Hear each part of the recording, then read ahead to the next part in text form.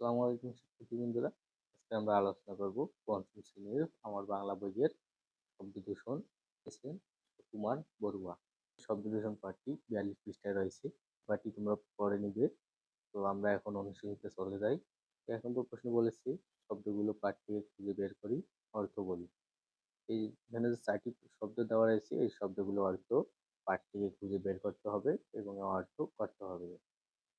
এখানে 4টি শব্দ যেমন নিশিরাত, কিচিরমিচির, ফেরিওয়ালা, শব্দ দূষণ এগুলো দেওয়া রয়েছে। এগুলো অর্থ আমাদের পাঠ থেকে খুঁজে বের করতে হবে এবং এর অর্থ করতে হবে। তো চলো আমরা এর অর্থ দেখে নিই। তো এই হলো শব্দের অর্থ। এখানে নিশিরাত শব্দের অর্থ হলো গভীর রাত, কিচিরমিচির শব্দের অর্থ হলো পাখির ডাকডাকির আওয়াজ, ফেরিওয়ালা শব্দের অর্থ হলো গ্রামে বা শহরে রাস্তায় বা বাড়িতে বাড়িতে ঘুরে ঘুরে তার যারা জিনিসপত্র বিক্রি করে। এরপরে রয়েছে শব্দ দূষণ, নানা রকম শব্দের মিশ্রণ। তো আমরা 2 নম্বর প্রশ্নের সরাসরি উত্তরে চলে আসলাম। তো এখানে 2 নম্বর প্রশ্নে ক নম্বর ফাঁকা করে লিখবে নিশিরাতে চেঁচামেচি করো না, সবাই ঘুমাচ্ছে।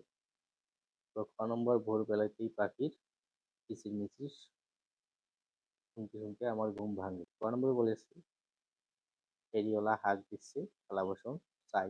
এখানে সব ক নম্বর ফাঁকা করে নিশি রাতে, ক নম্বরে ফাঁকা করে কিচিরমিচির, গ নম্বর ফাঁকা করে ফেরিওয়ালা, ঘ নম্বর ফাঁকা করে লিখবে শব্দ দূষণ আমাদের শোনার ক্ষমতা কমিয়ে দেয়।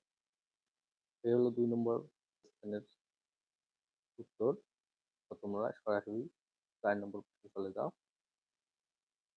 এই ক্ষেত্রে আমরা প্রশ্ন না দিয়ে সরাসরি উত্তরে চলে আসলাম। এখানে 6 নম্বর বলেছে শহরের জীবনের সাথে গ্রামের জীবনের তুলনা করি ও লিখি। এইখানে ফাঁকা এখানে দেওয়া রয়েছে বিষয়বস্তু। এই বিষয়বস্তুগুলোর সঙ্গে শহরে এবং গ্রামের জীবন তারা কি রকম সেগুলোর সঙ্গে তুলনা করতে বলেছে এবং ফাঁকা ঘরে আমাদের লিখতে বলেছে। তো এখানে প্রথমে বিষয়বস্তুতে দেওয়া রয়েছে পরিবেশ, শহরের জীবন, যান্ত্রিক, গ্রামের জীবন, প্রাকৃতিক। এরপরে রয়েছে শব্দ। এখানে শহরের জীবন হবে শব্দ দূষণ ঘটে। তারপর গ্রামের জীবন লিখবে শব্দ দূষণ ঘটে না। রাস্তাঘাট পাকা ও বড়। তারপর গ্রামের জীবন হবে কাঁচা এবং ছোট। তো জীবনযাত্রা খরচ বেশি এবং কঠিন। তো গ্রামের জীবন হবে খরচ কম এবং সহজ।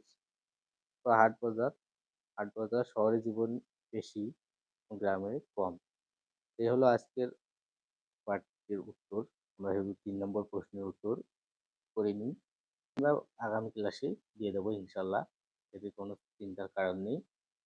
এখানে যদি তোমাদের কোনো কিছু বোঝার কম বেশি হয়ে থাকে তোমরা অবশ্যই কমেন্টে জানিয়ে দেবে, যাতে আমি তোমাদের আরো ভালোভাবে বোঝাতে পারি।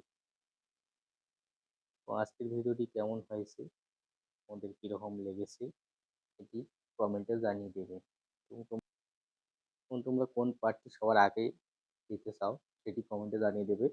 আমি সবার আগে সেই পার্টটি দেওয়ার চেষ্টা করবো ইনশাআল্লাহ।